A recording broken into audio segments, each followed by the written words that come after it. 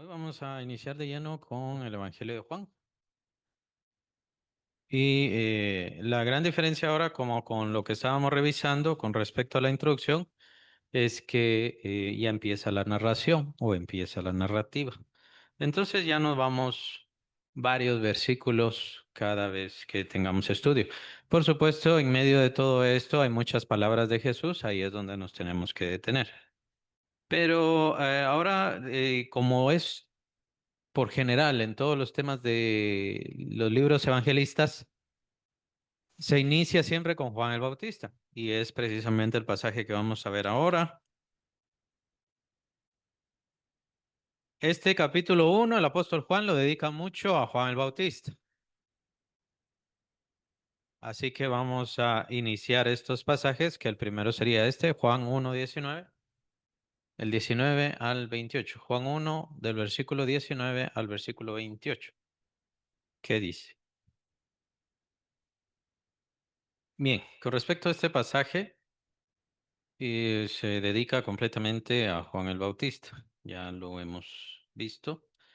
Y la idea es que llegan los fariseos con Juan el Bautista a hacerle algunas preguntas de quién era él.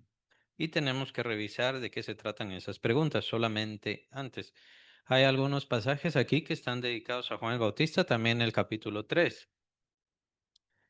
Y lo que quería señalar acá es que Juan, el apóstol Juan, es casi que el único de los evangelistas que dedica tiempo al primer año de Jesús, al primer año de ministerio de Jesús. Recordemos, ¿no? Los marcadores lógicos del ministerio de Jesús, ¿cuáles serían? Es decir, principio de su ministerio y por supuesto, ¿cuál fue el final de su ministerio? Su muerte, ¿no? ¿Cómo inicia su ministerio? Jesús. ¿Cuál es el marcador? Bautismo de Jesús. ¿Por qué? Padre Celestial, sí. No era una paloma que bajó, sino era como apariencia de paloma. ¿Y quién era? El Espíritu Santo, ¿verdad? Entonces ahí es donde viene el Espíritu Santo. Sobre Jesús. Ya vamos a llegar a eso porque tienen que ver estos pasajes también. El apóstol Juan no nos da toda la explicación y otra vez toda la narrativa del bautismo de Jesús. Nos da otra información que no teníamos en las narraciones de los otros evangelios. Entonces, por eso es tan importante.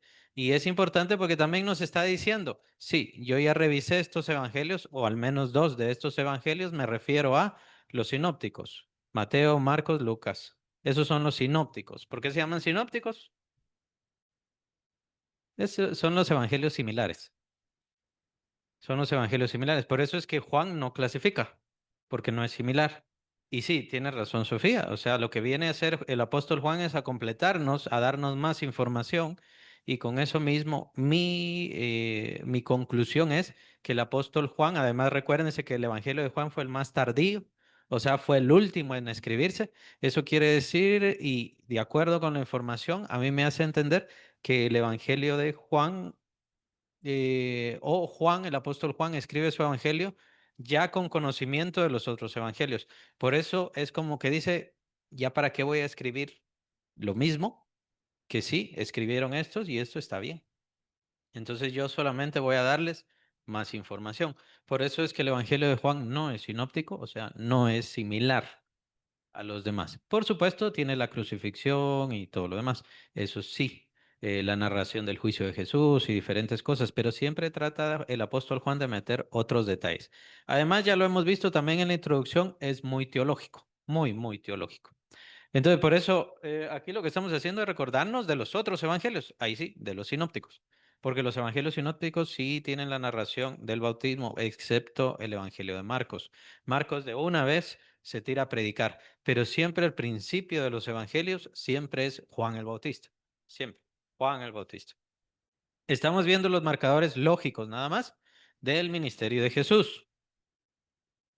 Entonces, ¿cómo dividimos el ministerio de Jesús? Ya vimos el principio, el bautismo de Jesús. Ya vimos el final, la muerte de Jesús en la cruz, digámoslo así.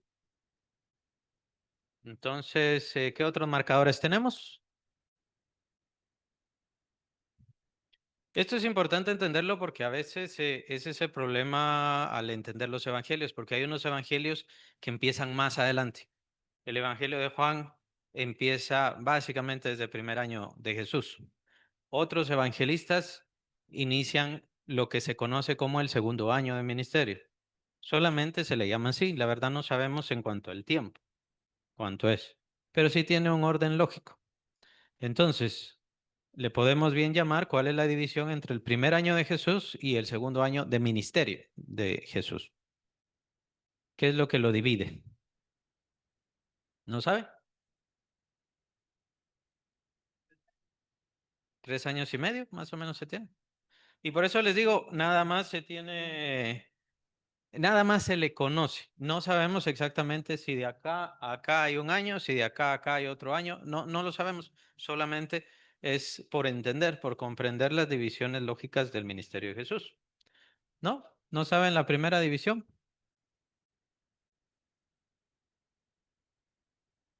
La primera división la da que meten preso a Juan el Bautista. Eso es lo que da la primera división. O lo que marca la primera división del ministerio de Jesús. ¿Y la segunda? ¿O la otra división?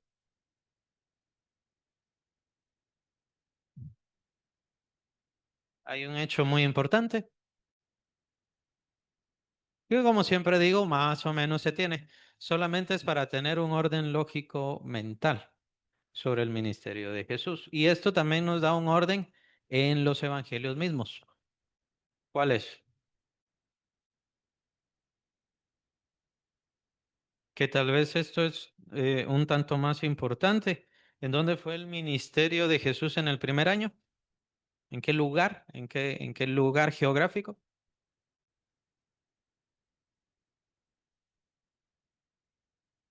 ¿No se acuerdan? ¿No lo saben?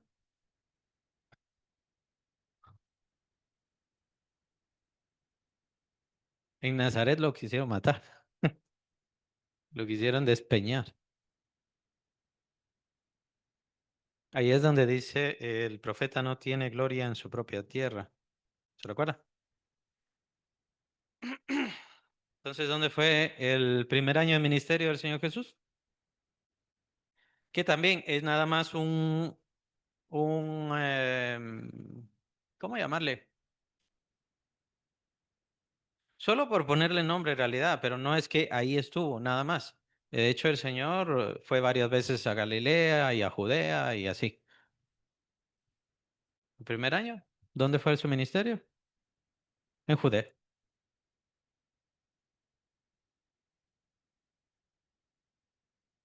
Pero sí fue a veces a diferentes lugares, incluso llegó hasta Galilea y de ahí bajaba, iba con los samaritanos. Ahí viene la gran narración tan importante, la de los samaritanos o la mujer samaritana, Jesús con la mujer samaritana. Entonces era en ese tiempo del primer año. Ahí es donde se entiende, el primer año. El segundo año,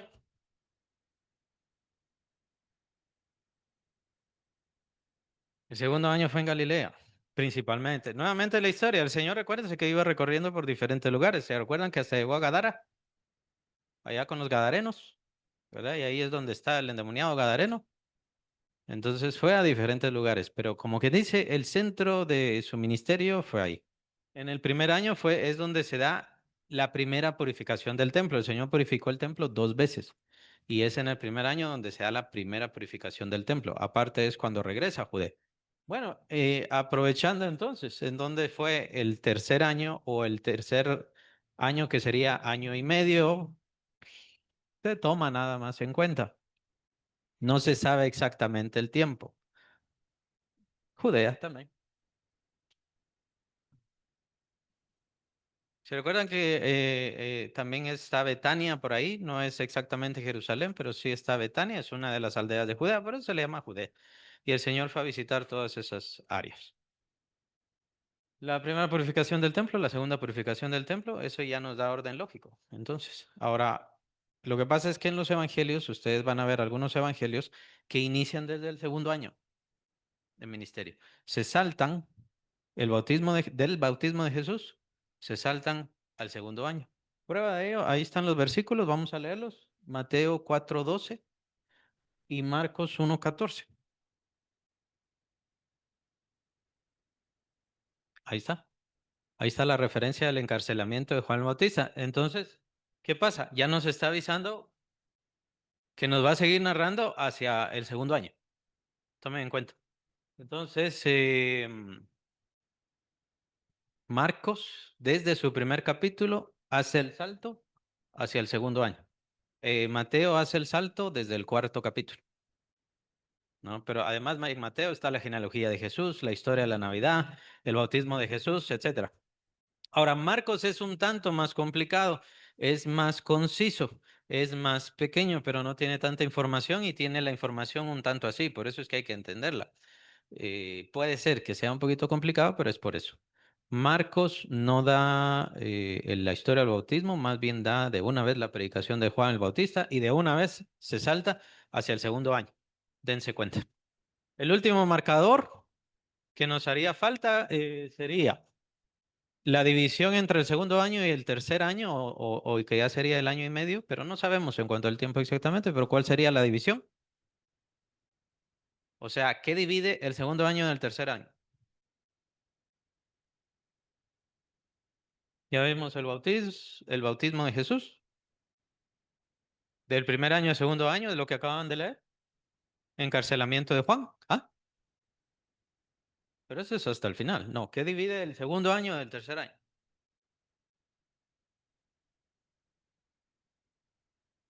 La transfiguración. No es exactamente en ese momento, pero sí empiezan a narrarse unos pocos versículos después cómo el Señor Jesús ya iba camino a Judea y es a donde se queda en Judea ya para lo último. Bien, podemos llamarle el cierre de su ministerio. ¿Cuál sería el cierre de su ministerio? Eso fue en este tiempo y como les comentaba, pasa en el primer año y en el segundo año. Juan nos narra sobre el primer año, la purificación del templo, pero también en el segundo año. Ahora, los otros evangelistas, cuando nos hablan de la purificación del templo, no hay que confundirlo con la primera purificación. Por eso es que tenemos este orden lógico que quiero que les quede presente.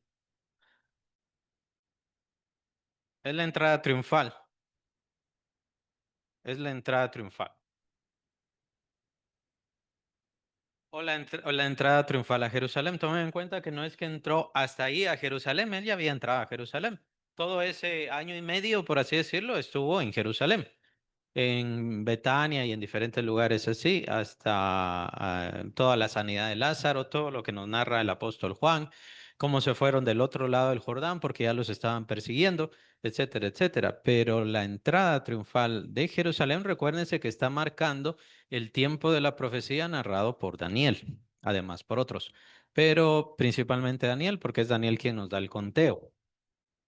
Entonces, solamente se le conoce así y es una de las marcas importantes que vale la pena señalar para el ministerio del Señor Jesús. Obviamente el de Galilea fue el más famoso, o de mayor gloria, mejor pongamos. El segundo año. Probablemente esa es la razón por la cual lo toman en cuenta más los evangelistas o los evangelios sinópticos, probablemente, porque es el más glorioso, ¿verdad? Es donde Jesús hizo más milagros, donde se convirtió más personas, donde más maravillas hizo el Señor Jesús y por supuesto se volvió más famoso gracias a eso. ¿Verdad? Recuerden toda la resistencia que recibió en Judea. De ahí tiene que regresar a Judea, pero ¿por qué tiene que regresar a Judea? Para provocar a los fariseos y provocar su propia partida, ¿verdad? Su propia muerte. ¿Alguna pregunta sobre eso? Entonces estamos viendo el orden lógico. El apóstol Juan nos va a hablar sobre el primer año. Él sí empieza a hablar sobre esto. ¿Alguien tiene idea por qué el apóstol Juan nos empieza a hablar sobre el primer año? Que sería tal vez la otra razón, como mencionaba. Los evangelistas, de los evangelios sinópticos nos empiezan a narrar el segundo año, muy probablemente porque fue el más glorioso. Pero posiblemente hay otra razón que tiene que ver con respecto al evangelio de Juan. ¿Qué pasa con Juan?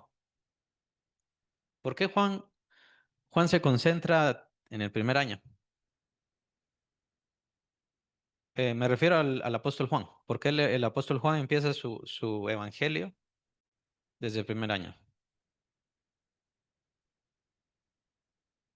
Sí, pero hay algo más específico de por qué él tenía cercanía. Aunque de hecho, en cuanto al parentesco, sí, parece que varios entre todos ellos eran parientes, incluso en cierta forma parientes con Jesús. Pero el que sí sabemos, primo, primo, primo, era Juan el Bautista. Él sí sabemos. Pero entre los demás, muy probablemente también eran parientes entre todos ellos. Entonces, ¿a qué cercanía? ¿Qué otro detalle de la cercanía o que tiene que ver con Juan? Acuérdense que no había, Pedro todavía no se había encontrado con Jesús. ¿Quién le llama a Pedro? Es Jesús quien le cambia el nombre. O sea, es eso lo que nos da a entender el apóstol Juan. ¿Se dan cuenta? Son todos estos detalles muy importantes que en realidad enriquecen todo el conocimiento que tenemos. No se nos menciona quién es el otro discípulo. Juan claramente dice, dos discípulos de Juan el Bautista escucharon y entonces se apartaron para seguir a Jesús. Solamente menciona uno. ¿Y por qué deja tácito al otro? Bueno, lo más seguro es que era él. Eso es lo que se toma en cuenta siempre, común. Era Juan, el apóstol Juan, el otro discípulo, que estaba con Juan el Bautista. Entonces, eso quiere decir que el apóstol Juan fue de los que iniciaron el ministerio de Jesús. O sea, él sí estuvo desde ahí. Ujú. Y empezamos a ver las primeras referencias hacia hablar, por ejemplo, a Simón, en este caso Simón, que más adelante será Pedro, y que más adelante el Señor mismo será quien lo convierta. ¿Se recuerdan? Con la pesca milagrosa y todo lo demás. Entonces, desde ahí empezamos a ver este testimonio en donde es probable que Pedro todavía no había seguido a Jesús, ya estaba oyendo de Jesús, pero no había seguido a Jesús, porque lo que vemos en los otros evangelios es que Pedro empieza a seguir a Jesús desde el segundo año, es ya cuando va a Galilea, y es ahí donde se dan los llamados. Es así como lo ordenamos lógicamente. Bien puede ser que lo de la pesca milagrosa se dio antes, se dio un tanto antes y los evangelistas lo pusieron en su narración del segundo año. Puede ser. El punto es que estamos enriqueciendo el conocimiento. Juan fue de los primeros discípulos junto con Andrés. Andrés. Famoso. Es muy importante conocer a Andrés. Andrés, hermano de Pedro. Y Andrés también murió crucificado. Sí, solo que, y es por eso la famosa la cruz de Andrés. La cruz de Andrés es una X. A él lo crucificaron no en un madero así, sino que en una X. Ujú. De acuerdo con la tradición. Bueno. Quiero que piensen aquí sobre el primer capítulo porque le hicieron preguntas a Juan el Bautista. Recuerdan, esto fue al principio. Le hacen preguntas a Juan el Bautista. ¿Eres tú Elías? ¿Eres tú el profeta? ¿Eres tú el Mesías? Entonces piensen a qué se refiere ahí. En el principio del texto, o sea, la narración es sobre, llegan los fariseos con Juan el Bautista. Ahorita no tiene nada que ver Jesús. Llegan con Juan el Bautista y le preguntan, ¿eres tú Elías? ¿Eres tú el profeta? Y más adelante dice, si tú no eres el Mesías. Entonces, con estas preguntas se acercaron los fariseos a hablar, o los doctores de la ley, ¿no? Se acercaron a preguntarle a Juan el Bautista. Entonces, ¿a qué se refiere eso? De hecho, él les dice, no, yo no soy. Exacto. Estaban preguntando sobre textos antiguos, o sea, sobre promesas, sobre profecías del Antiguo Testamento. ¿Cuáles son esas profecías? Las vamos a ver. Malaquías 4, 5 al 6. ¿Qué dice? Malaquías 4, 5 al 6. ¿Cómo estaban interpretando los fariseos ese pasaje? ¿Se recuerdan qué pasó con Elías, lo especial de Elías? Tiene varias cosas especiales, pero lo más especial de Elías. Ajá, fue llevado por un carro de fuego. ¿Cómo interpretaron eso ellos con este pasaje de Malaquías? Iba a regresar, literal. ¿Cómo interpretaban los religiosos? De forma literal o literalista. El mismo Elías que subió es el mismo Elías que va a venir. Entonces, cuando ellos le preguntan, ¿eres tú Elías? Obviamente él preguntó, él dijo, perdón, no, no soy, yo no soy Elías, yo no regresé del cielo. Entonces tiene razón, pero si era una profecía sobre, leámoslo otra vez. He aquí, yo os envío el profeta Elías, antes que venga el día de Jehová grande y terrible. Él hará volver el corazón de los padres hacia los hijos y el corazón de los hijos hacia los padres, no sea que yo venga y hiera la tierra con maldición. ¿Se acuerdan esto? Él hará volver el corazón de los padres hacia los hijos y el corazón de los hijos hacia los padres. ¿Se acuerdan? Es el anuncio sobre el nacimiento de Juan el Bautista. Él tendrá, ¿qué dice el ángel? El espíritu de Elías. ¿Cuál es la verdadera interpretación? Tendrá el espíritu de Elías. ¿Se recuerdan el anuncio? En Lucas. Entonces él tendrá el espíritu de Elías, hará volver el corazón de los padres a los hijos, del corazón de los hijos a los padres. Ahí está. Es una referencia clara a el pasaje, la profecía sobre Malaquías, de Malaquías, perdón. Entonces sí, este pasaje de Malaquías se refiere a Juan el Bautista, pero ellos lo estaban interpretando literalmente. Por eso es que Juan el Bautista les contesta, no. ¿Se dan cuenta cómo se interpreta esto? Porque por un lado, de hecho, dice el Señor Jesús en un pasaje, perdón, no recuerdo la cita, pero dice el Señor, Él es aquel Elías que iba a venir, hablando sobre Juan el Bautista. El Señor Jesús dice eso. Entonces, sí era el Elías de Malaquías. Lo que pasa es que como lo estaban interpretando ellos, estaba mal, ¿sí? Sí.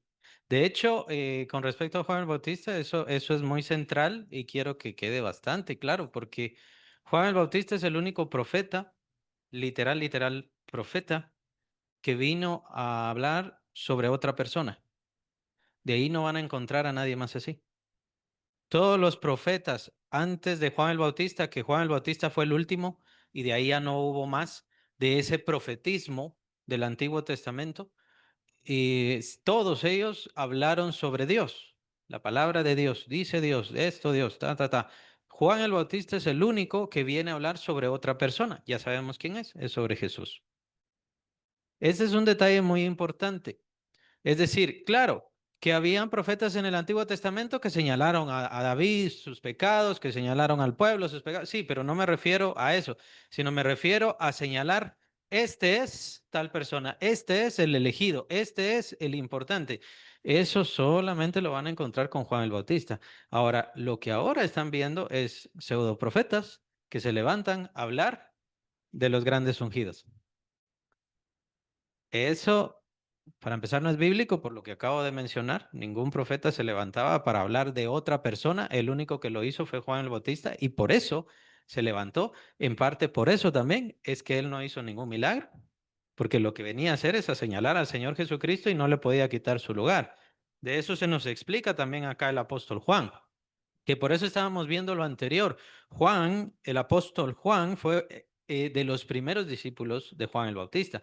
O sea, él tiene una cercanía con Jesús muy importante, pero también muy importante y muy enriquecedor. Tiene cercanía con Juan el Bautista.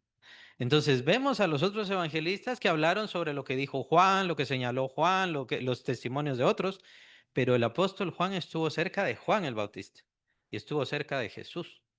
Se hacía muy cercano, se hizo muy cercano a estos dos eh, grandes e importantes. Por supuesto, el mayor es el Señor Jesucristo. Ahora, ese es el remanente. Para aprender sobre el remanente hay que ver el primer capítulo de Isaías y es el más importante sobre eso. Ese sí se lo recomiendo. Bueno, tenemos al otro, el profeta. ¿A qué se referían estos religiosos? A el profeta. ¿Eres tú el profeta? ¿A qué se referían? Juan el Bautista era un profeta, ciertamente, era un profeta de Dios. Pero entonces, ¿a qué se referían con el profeta? Recuérdense que está hablando en singular. Pues, ¿a qué se refería? Ahora, tomen en cuenta que estos religiosos, por supuesto, que conocían a Isaías, Jeremías y a todos, o sea, los profetas. ¿Por qué le preguntan a Juan el Bautista, ¿eres tú el profeta? ¿Eres tú el profeta? Vamos a verlo ahorita, Deuteronomio 18, y vamos a ver la profecía hacia quién es, del 15 hasta el 19. Este pasaje, ¿se recuerdan lo del monte Sinaí cuando el Señor pronunció los 10 mandamientos? Lo vimos precisamente al ver esta introducción. Solamente lo pasamos así, pero este pasaje tiene que ver.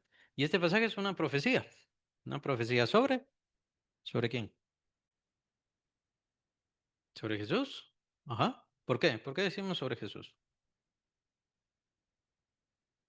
Lo más seguro es que porque por la referencia profeta como yo,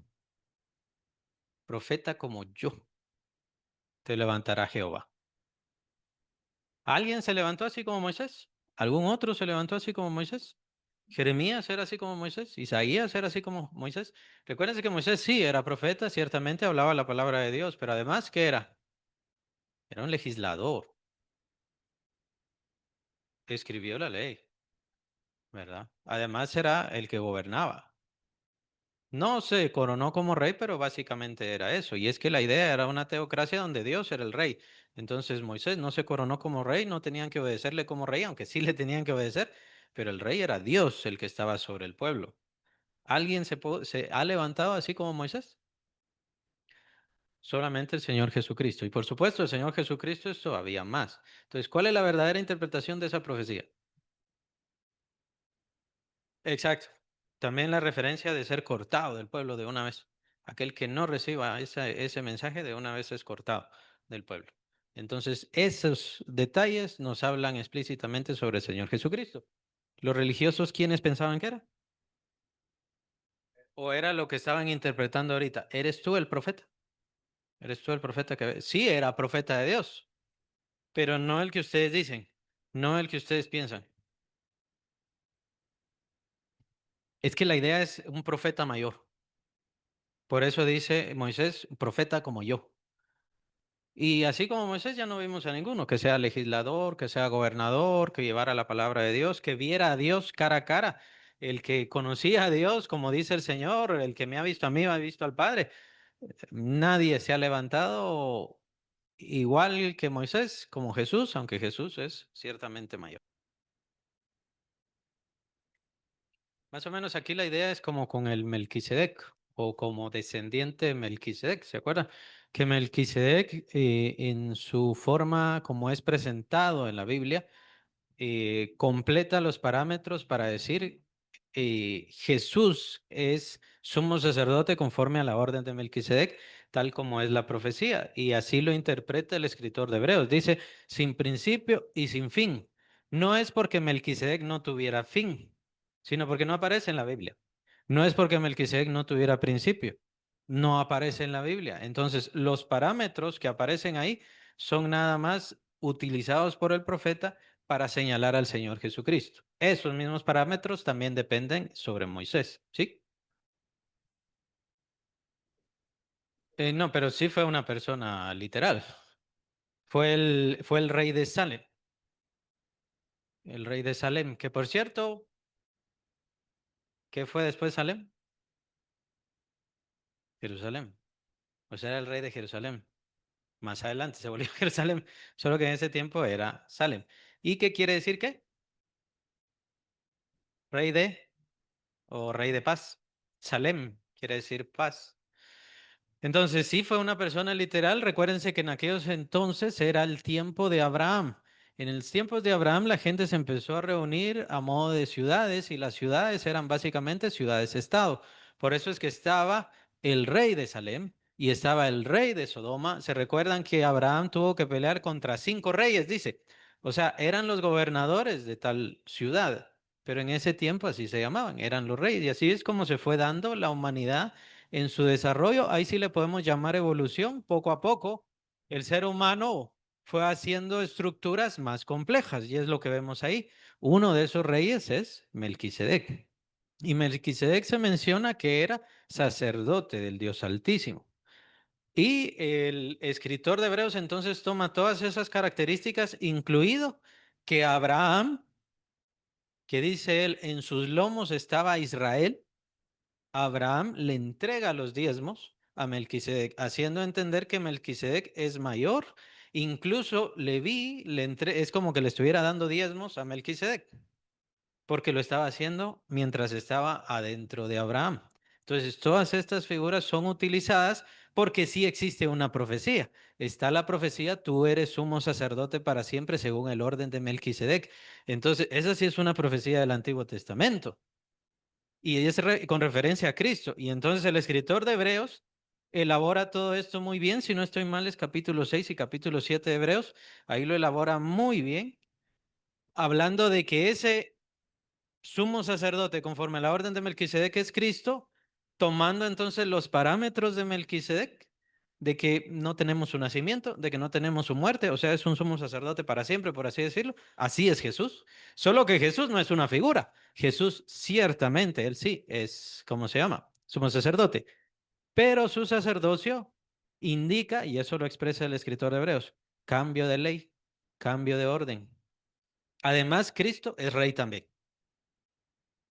Ahí toma el escritor de Hebreos el orden de Melquisedec, conforme al orden de Melquisedec. No dice, tú vienes sucesor de Melquisedec. No, no dice, sino solo conforme al orden, el ordenamiento de Melquisedec. Ajá. Pero si, o sea, ponemos el primero y el único sumo sacerdote, ¿por qué? Porque el sumo sacerdocio se liberaba ¿hasta cuándo? O sea, el sumo sacerdote dejaba de ser sumo sacerdote hasta que moría. ¿Y Jesús puede morir? Jesús no muere, Jesús ya no muere. Entonces, ¿qué pasa? Ya nunca deja de ser sumo sacerdote. Es por eso que nosotros tenemos sacerdocio, pero no se da nunca más la sucesión de sumos sacerdotes. Eso ya nunca se da. ¿Por qué? Porque solamente tenemos uno que es nuestro abogado defensor, que es el Señor Jesucristo. Ya tenemos el orden que trajo el Señor Jesucristo que tiene que ver con la ley del Espíritu y de vida y todo lo demás, ¿verdad? Les quiero dejar lo último porque sí tenemos que pasar. Vamos a terminar con esto. El ungido. ¿Qué pasa con el ungido? ¿Eres tú el Mesías? Y el pasaje famoso de esto, o más famoso de esto, es Isaías 61, 1 y 2. ¿A quién estaban esperando entonces? Era el Señor Jesucristo, al que venía a dar libertad y todo lo demás. Esta mala interpretación se une a todo el gran cúmulo de malas interpretaciones que tenían los fariseos, pues ellos pensaban que el Señor Jesús tendría que venir entonces como un guerrero o como un caudillo, alguien que iba a levantar al pueblo, los iba a liberar de la esclavitud romana, pero no se daban cuenta de a qué esclavitud se refería el Señor principalmente, y era la esclavitud del pecado, principalmente. Claro, venido el reino, eso trajo libertad y bendiciones y todo lo demás, pero ya vienen en consecuencia. La verdadera gran razón por la que vino Cristo es precisamente para hacer el sacrificio nuestro. Pero ellos nunca entendieron eso. Entonces, desde ahí ya vemos mala interpretación, mala interpretación, mala interpretación. Estaban preguntando si era Juan, si era Juan el Bautista. O sea, conocían la palabra, pero no conocían las señales. Y aunque veían las señales, no las podían aplicar. Es un fenómeno muy extraño, pero pasa mucho en los religiosos. Se da mucho en los religiosos. Estoy seguro que hay quienes han hablado aquí con algún religioso y por más que uno les hable con la Biblia, les muestre la verdad y no, van a seguir con su religión toda su vida. Sí, exacto. Entonces las señales están dadas, ahí está el llamado. Muy importante que aquí aparece la palabra buenas nuevas, o sea, lo que más adelante sería el evangelio, ¿se recuerdan? Las buenas nuevas. Me ha enviado a predicar las buenas nuevas. El Espíritu de Jehová, el Señor, está sobre mí, me ungió Jehová. Ahí está la referencia. Cuando dice me ungió, ahí es me Meshiach, Jehová. O me Meshiach, el Señor. Meshiach es ungido. O lo que ya después se entiende como Mesías, o también Cristo. Ungido. Ahora, em, Mesías, Cristo, ungido. ¿Cómo fue ungido el Señor Jesucristo? aquí está la referencia, el Espíritu de Jehová, el Señor está sobre mí. ¿Cuál es la unción del Señor Jesús? El Espíritu Santo que se recuerda entonces en el bautismo, cuando baja, es ahí donde Él es ungido. Y es por eso que en las cartas del apóstol Juan dice, vosotros tenéis la unción del Santo. O sea, es el Espíritu Santo, porque es la misma unción que recibió el Señor Jesús, es la misma unción que tenemos nosotros, es el Espíritu Santo. Por eso esos términos de unción es que usted tiene más unción. ¿Qué tiene? Dos veces al Espíritu Santo, tres veces al Espíritu Santo. Una nueva unción es una referencia a otro espíritu. Esa es una referencia en singular que solamente se puede aplicar a quién. Solo Jesús. O sea, a esa persona le están diciendo, usted es el Mesías. Usted es el Cristo. Esa persona que le dicen es que usted es el ungido. Al presidente, ¿se acuerdan? Aquel que le pusieron un montón de apodos. Una vez lo pararon ahí, él es el ungido de Jehová. Le están diciendo el Cristo, porque esa es la palabra. O le están diciendo el Mesías. Él es el Mesías de Jehová, él es el Mesías del Señor y es la referencia exacta a ese pasaje de Isaías. Bueno, este pasaje, por cierto, es con el cual se presenta, ¿se recuerdan? Ustedes mencionaron hace algún tiempo, hace algunos momentos, mencionaron a Nazaret, que el Señor Jesús estuvo ahí en Nazaret, y este es el pasaje que lee el Señor Jesucristo, por el cual lo quieren despeñar, por el cual le quieren quitar la vida. El versículo 2, a proclamar el año de la buena voluntad de Jehová. Ahí termina el Señor su lectura. Ahí termina el Señor su lectura, pero dense cuenta que ahí no termina la lectura. El Señor hace un error de lectura para mostrar la verdadera interpretación. ¿Qué es lo que dice la lectura? A proclamar el año de la buena voluntad de Jehová, coma, y el día de la venganza del Dios nuestro. El Señor no termina ahí, el Señor no termina todo el pasaje, el Señor termina en a proclamar el año de la buena voluntad de Jehová. Ahí termina y es ahí donde se lo quieren llevar y lo quieren despeñar. Pero el Señor le está dando la verdadera interpretación. Ahorita he venido a proclamar el año de la buena voluntad de Dios. Después vendré, porque es el mismo Señor, a proclamar y a dar el día de la venganza